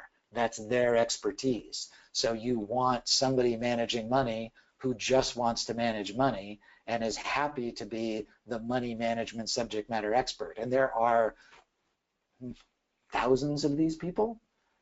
All right, so every time you go to a financial services conference, you know, the exhibit hall is filled with people and companies who just want to manage the money. All right, they're not trying to be the trusted advisor. The problem is you also have these sort of retail financial advisors who are either not really managing the money, they've just inserted themselves as the middle person. I'm an asset gatherer, I gather assets, I drop the assets on a platform, somebody else manages the money, and I collect a 1% sort of a middleman fee. And that's sort of been the industry for the last 20 years. Well, there's been fee compression, and that middleman fee is getting more and more compressed as robo-advisors and many firms that actually support the middleman. So Charles Schwab has a platform for middleman financial advisors who they also compete with. All right, so do you think if Charles Schwab could get the clients to work directly with Schwab, which is how they started out, and eliminate the middleman? Schwab doesn't have any heartburn about that. So they'll support you as long as you can maintain the client relationship, and at the same time they're running commercials about why you should get rid of your financial advisor and go directly to Schwab and use intelligent portfolios. TD is doing the same thing. They're running ads right now that, well, don't you want your money to work as hard as you do? And for 25 basis points, you can have efficient portfolios and just sort of put it on automatic pilot. And the machines are getting smarter and smarter and smarter. I'll just say this is a bad time to be a human money manager. Most of money management is done by machines anyway, and that sort of word is getting out there. So the smartest advisors are either increasing how they co-work with the machines, or they're delegating money management to the machine. So you are correct. By definition, the accountant wants to be the accountant, not the trusted advisor. The money manager wants to manage money, not be the trusted advisor or financial CEO. The financial planner wants to write financial plans. The insurance people, they want to be insurance experts and be paid for that. The lawyers want to do the legal work. So what you're looking for are people who are strongly skilled at the technical subject matter expertise, but aren't going to compete with you because you are the leader. They're not going, the technician is not going to replace the leader.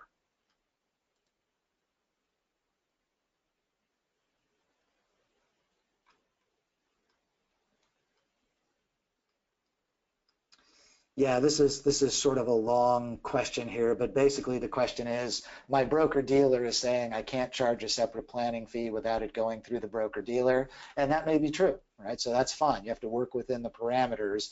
And it certainly doesn't mean you can't charge a fee, and it certainly doesn't mean that you can't justify that fee. I can tell you, if you would just do everything your financial planning software tells you to do, if that was your list of deliverables, you could easily justify whatever fee you're going to charge.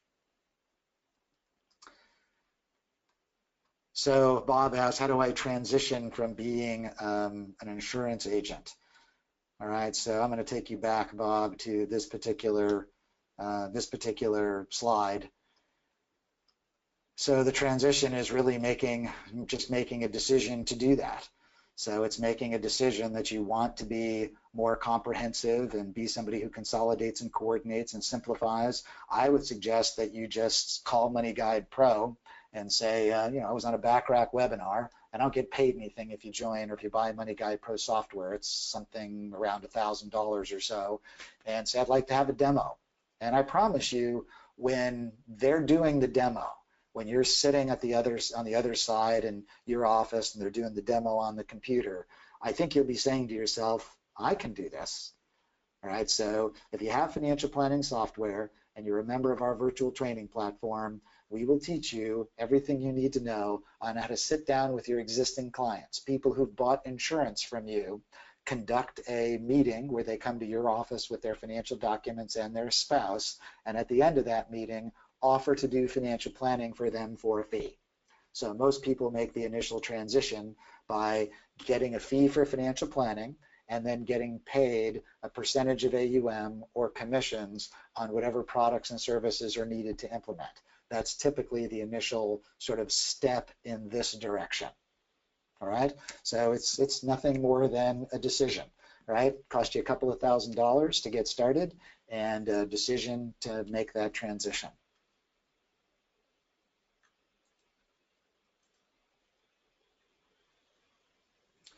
Is there a general average or maximum and average minimum that top advisors charge to be the trusted advisor? Well, in our world, it's between $36,000 a year and $100,000 a year. So that's in order to join the Committed Advisor Mastermind program. You know, that group of people, these are people who are sort of well down the path of implementing what they've been learning from us. So for many of them, it started just like it's starting for you today. Maybe they'd heard of me, seen me speak at a conference, read an article, they show up to a webinar and they said, yeah, I really, you know, what BacRec is talking about resonates with me. You know, I'd like to become a student. And so they started by using the online system, come to a workshop, and start to, you know, demonstrate that they're more successful people who are seriously implementing. They sort of show up on our radar. They're implementing, they're telling us about the results they're getting, they're asking really good questions, you know, they're engaged, you know, so probably about 40% of you who started on this webinar are still on this webinar asking questions. All right, so we committed to an hour. We're 40 minutes past the hour doing Q&A, and you're still here. So you're exactly the kind of person who's likely to get value from a virtual training platform. You're going to study, you're going to learn, you're going to implement. You know, you're the kind of people who show up on our radar screen. This is often how it begins.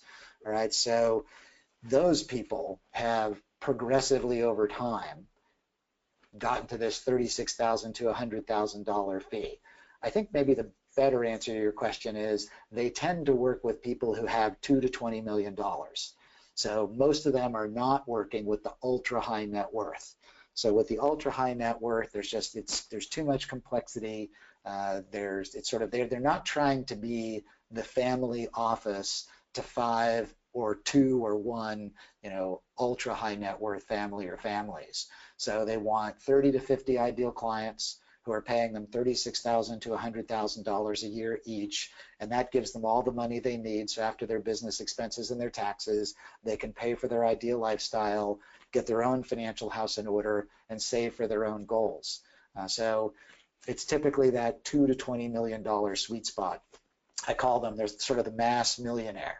There are lots of people in that area, and the only other thing I would say about this is those people are not being very well served.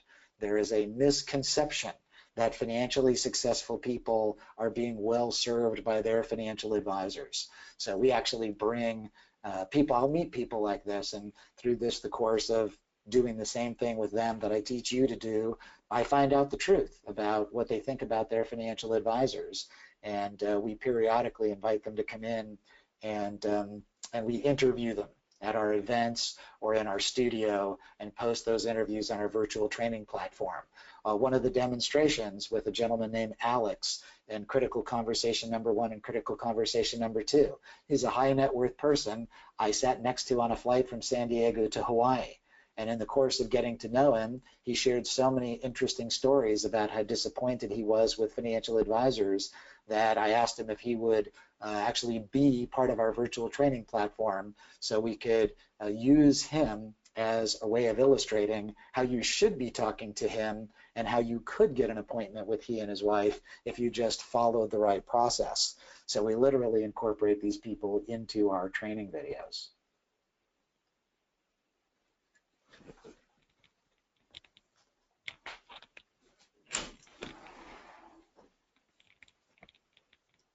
All right, just a couple of questions to go, and then we'll wrap up for the day. I'll just leave this on the screen while I answer questions for you. Okay, so Odelia, what are some of the areas that comprehensive advisors do like protecting financial identity theft. Well, this falls into the accountability checklist, all right? So I'll give you two examples, not just identity theft, but I'll give you two examples of things that top advisors do that shift the perspective of the value of an advisor. So let me ask you this question. Would you be more valuable to your clients? Cleaning the tub, is that? Would you be more valuable to your clients if you saved them money or if you actually saved their life? So what's more important, money or health? So let me just pivot to something that may seem sort of outside the norm of a financial advisor, but think about the implications that this would have on your clients. And I'll tell you, the reason most advisors don't think about an idea like I'm about to share is because they spend so much time living in fear about where their next client is going to come from and how they're going to pay their bills, that it's sort of hard to think in a more self-actualizing way when you're in survival mode. So if you have an iPhone and you just press the button on the bottom of your iPhone and hit the slider where you'd enter your passcode, you'll see that on the left-hand side on the bottom, there's a word that says emergency. And I'll bet that for most of you, I know when I do this in a live audience, the percentages are very skewed, that if you press on that emergency button, when you open it up, on the lower left, it'll say medical ID. And for most people in their iPhone, if you press that medical ID, it'll open up and there will be nothing there. Now, the reason that that is there is so that without having to enter a passcode, an ambulance, an emergency, an EMT, if they ever have to call an ambulance for you, then the EMT can open that up and very quickly, in one page that you can scroll through, medical conditions, allergies and reactions, medications, spouse name, other emergency contacts, blood type, organ donor, and then I don't really know why there's weight and height. But basically you have this feature in your phone that allows you to program some basic or even very detailed medical information that could save your life. All right? So as a financial advisor, I'm going to go out on a limb and say it's probably never occurred to you that it would be within the scope of the value that you provide to make sure that your clients have filled in that information. Now, I happen to be an iPhone guy. I don't know this for a fact, but I bet a nickel that the Android phone has the same feature. All right? So we could go farther down this path, but that's just one really simple thing. So imagine how the needle on the trust dial moves if you're dealing with clients and you did that one simple action item. How long would that take you at one of your client meetings to say, all right, take out your phones, open this up, and then let me just walk you through filling in this information? And where would you fall in that scenario? So probably lower than their spouse or maybe their children or their closest friend, but might you even offer to be plugged in as an emergency contact, all right? And then what about their family members? Do their family members know that if something happens to your client, that you would be the go-to core person and that you know where everything is, every account, every user ID, every password, everything related to their financial life, you're the go-to person for that. You're the one person that they call. There wouldn't be any doubt about getting a hold of you. They know who you are, they know how to reach you, and they know what the triggers are that would cause them to bring you in. All right, so most people, you ask most financially successful people, and oftentimes their spouse wouldn't even know to make that call. All right? Now, being more specific about identity theft, there are just some fundamental principles. I would recommend that you look up a guy named John Sileo, S-I-L-E-O, and go to John's website. John is an expert in identity theft. He's got books, he's got recordings, he's actually a great keynote speaker. So think about a client event. If you're having a client event, would you have a better client event if you brought in a money manager or an economist, or would you have a better client event if you brought in somebody to talk to your clients about the fundamentals of protecting their identity? And I promise you, when you listen to John speak, you'll sit there and go, boy, I've got my identity ass hanging out and exposed, and my clients do as well. I mean, how valuable would that be? What if it was as simple as saying, let's make sure that there is no paper. There's no reason for you to have paper copies of your financial statements. So let's make sure that everything ends up only electronic. It's in an electronic vault, encrypted and securely backed up. If you need it, here's how you access it, and obviously I can help you access that as well. Every time I live in a fire-prone area, so every year, or almost every year, we have fires in San Diego. And every year when we have fires on the local news, they're always right at the edge of the communities that are being evacuated because they're in danger of the fire burning down their house. And they always put the microphone in front of some of the people who are evacuated and say, hey, that was really scary. What did you take out of your house? And they always say, well, I made sure my family was out. I got my pets out. We got some family heirlooms and some pictures, and we made sure to get our financial documents out. And my wife laughs at me because I always yell at the screen, that's because your financial advisor sucks.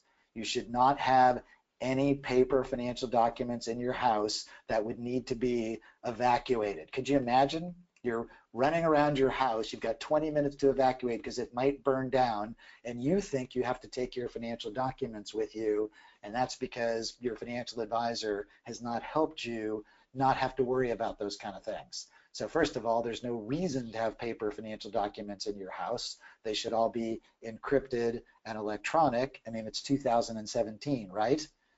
Right? And if you do have to have a couple things, like maybe an original birth certificate, your passport, that should be in a fireproof safe. All right? So have you made sure that your clients have a fireproof safe and they know what should be in that safe? Or they should have things in a safety deposit box. So again, these are just some examples, but so many financial advisors are sort of stuck in the survival zone. I'm just trying to get them to manage their money and buy insurance. And it's not that those things aren't important, but man, those are really basic commodities of financial services. Okay, let me crank through these last few questions here. Okay, we all get referrals to good people who are not part of our ideal client profile yet. I assume how to deal with this as part of your training. Yes. Good people who need and want my help, just not enough wealth and or never will. Yeah, you just have to be honest about it. You can't help everybody. So my advice is that you separate your business from your charity. So I was one of the co-founders of the Foundation for Financial Planning, and they do an enormous amount of valuable pro bono work for people who can't actually afford a financial planner. And I think that's very important. So you really, if you're, I hear this sometimes where, gee, Bill, I just want to help people in Middle America. And well, that's great, right? If that's what you want to do, then you can do that, but you're very unlikely to ever have a very successful business. What I would recommend that you do is you run a really smart business that's enormously financially successful, freeing you up. If you really want to do pro bono work, you can donate money to the Foundation for Financial Planning. You can carve out one day a week where you truly do pro bono financial planning work. But doing financial planning work for people who can't afford to pay you much and collecting a small amount of money for it, that's not really charity. If you're getting paid, it's not charity, right? So it's just a bad business model. Right? So charity is where you actually do something for someone for free. Right? That's actual charity. So separate your charity from your business, run a really smart business, and you'll be able to actually do a lot more true charity work.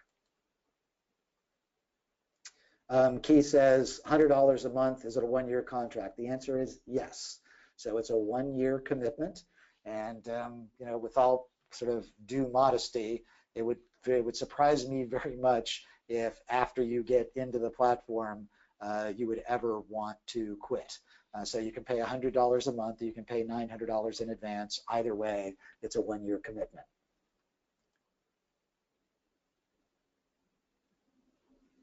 Yes, Gene, the recording will automatically be sent out. You'll be sent a link to that either later today or first thing tomorrow.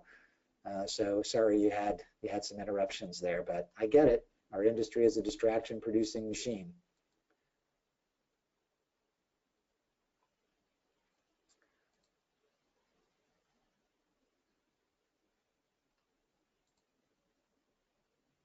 All right, so Daniel asked, do your successful advisors utilize social media?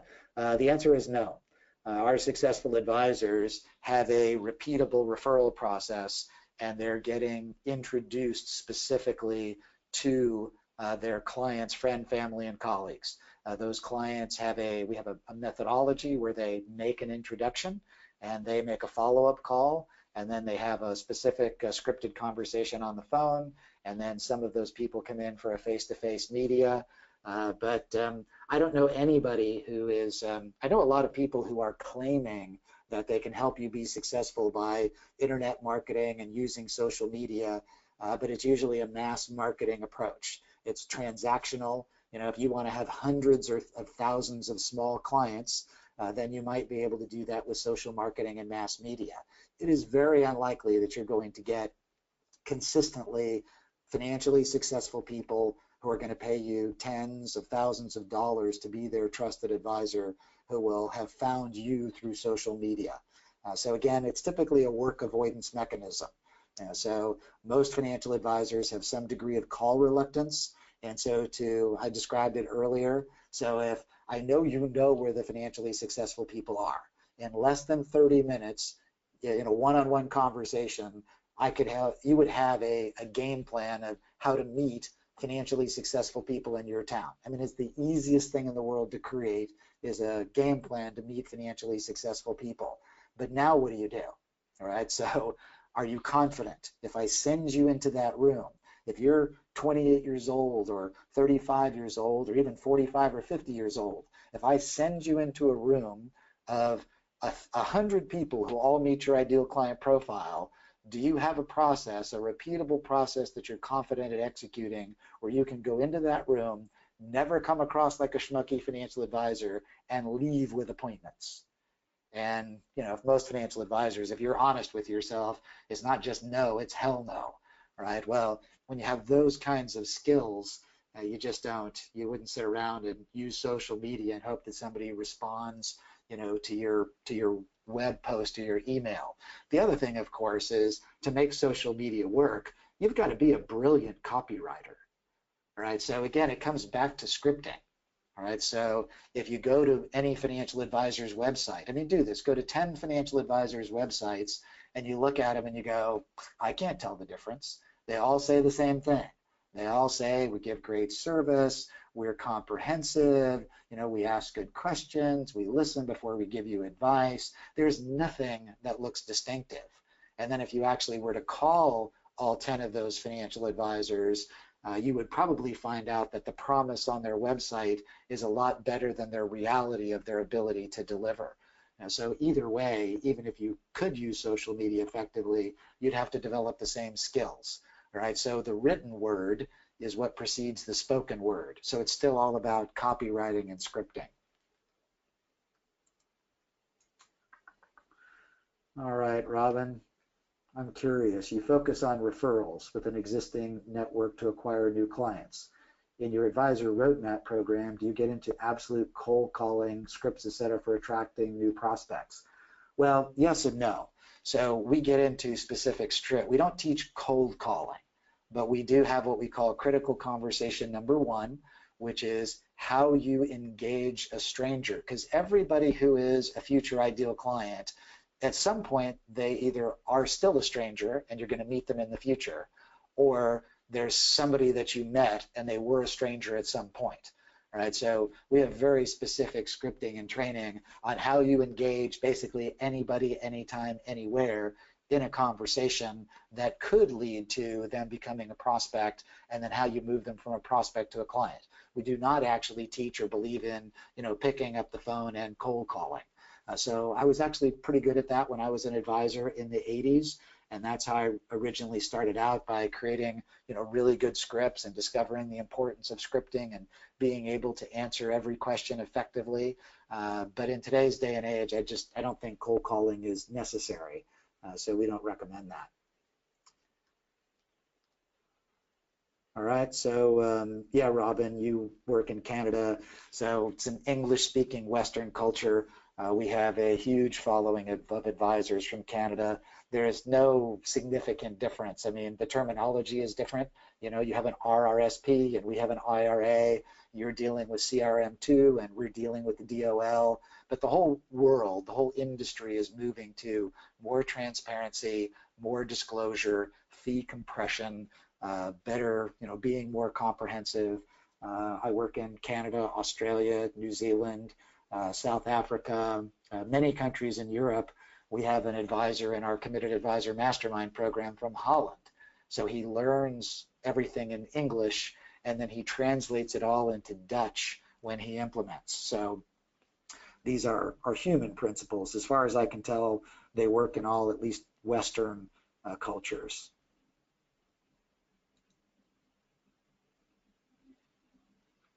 Lori asked, do we offer a program between the $100 a month and the $5,000 a month? And the answer is yeah, but it's a lot closer to the $100 a month. So many of the members in the virtual training platform who have paid either $100 a month or $900 for the year, members are eligible to come to an annual 3-day workshop that we conduct. So that workshop is in August this year, August 16th through the 18th. It's always in San Diego. Many members of the virtual training platform just put that on their calendar as a regular event and they come every year. And most of what we do is you actually sit across. When you look at the website that describes our 3-day workshop, you see most of the pictures are advisors sitting across the table from one another, actually practicing what they learn. I don't believe there's any reason to go to a workshop to learn content. All the content and the skill you would ever need to learn, you can get through effective virtual training platforms. And the reason to fly anywhere, in my opinion, why pay for an airline ticket or stay in a hotel room and stay away from home just to learn content? To sit in a room and listen to one speaker after another give a presentation where you take notes, where information is shared, that's sort of 2002 technology for disseminating information. So in 2017, and I think you'll really get this when you go into the virtual training platform, it is so much more of an effective way to learn than to listen to a speaker standing on a stage and just taking notes. So why should you travel? Well, to actually practice and build skill. So the promise of our workshops is that you will leave with a much higher level of skill and confidence to do something, not with more information. You're welcome, you're welcome. So Lori, if the advisor is completing the financial plan, what is the financial planner doing? Well, the answer is that would be redundant. So your job ultimately is the financial planner is actually the technician of the financial plan. Now in the beginning, you might be doing the financial plans. You might be doing the job of one or more technicians until you actually have your team. But you are correct that you would not do both of those things. You're welcome, you're welcome, you're welcome, you're welcome. Yes, there's a replay of the webinar. That recording will be sent to you, the link to the recording anyway. Yes, we work with advisors in Canada. So Lori, you want to know if you can sign up with an effective date of June 1st with the same offer. You're moving your office the end of May. Honestly, I have no idea how to do that. I think you would actually, even though you're moving your office, I think you would find that there's content that you would get that would help you before you make your move. So I don't have any idea how to change the effective date. So I think you're just going to have to either sign up now or just miss out on the fast action bonuses. So Bill, last comment. Bill, thanks. It's bedtime at 3 a.m. here in Perth, Western Australia. We'll be in touch. Well, you know, good on you, Bill, for being up in the middle of the night in Perth, Australia. I would have expected you would have listened to the replay, but that is a classic example of top advisor behavior, you know, wanting to get a jump and get access to the content sooner rather than later. So that's all we have. That's the content. Those are the answers to the questions. I'm happy to be available to you to do that. I look forward to meeting you inside the virtual training platform and on one of our monthly webinars, and or seeing you at our live workshop. The most important thing that separates top advisors from average advisors is that they take action. I know a lot of very smart average advisors. They learn a lot, they know a lot, they show up for a lot of webinars, they gather a lot of information, they read a lot of books, but frankly, they suck at execution and implementation. So my challenge to you, if you're serious about being one of the most successful and trusted advisors, is that you implement well, implement more consistently. So if you are an implementer, I'm sure our paths will cross again. Make it a great day.